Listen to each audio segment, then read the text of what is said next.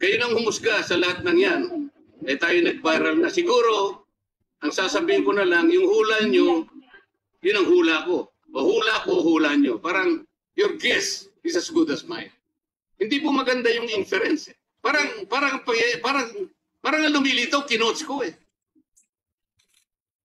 Bilang isang abogado, magmula po nung ako'y maging abogado, inisip, hindi ko po ginawa yung mga bagay na ito. Tumisan nga ako eh. Hindi na abogado, sila pa yung nagsasabi. Katulad po ni Saldico. Ang sabi ko lang naman po eh, matunog na yung pangalan niya. Napakaraming sources na nagsasabi. Kung makonekta kay Saldico, pwede ba natin siyang imbitahin?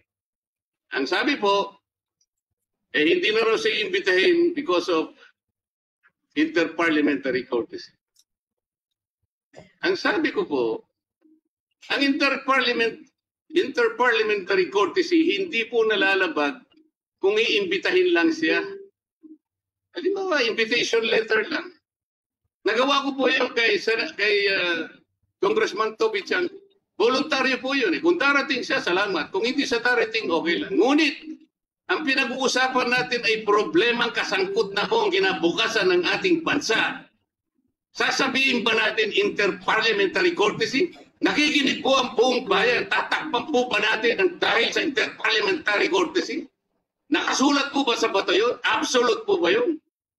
Yun po yung aking ikinasasama ng loob eh. Hindi po tayo dapat mag-away-away. Iisa po ang ating layunin. Ang ating bansa ang pinaka-importante sa ating lahat. Bakit po kinakailangang ilihis natin? Bakit po tayo gagawa ng paraan para pagtakpan po natin ang hindi dapat pagtakpan? Ginoong Pangulo, ngayon po yung masasabi ko, si Master Sergeant Orly Gutesa ay mas credible pa po kaysa sa marami sa atin dito sa kapulungan ito. Si Master Sergeant Orly Gutesa, mas matapang kaysa sa mas marami dito sa ating kapulungan. Maraming salamat po, Ginoong Pangulo.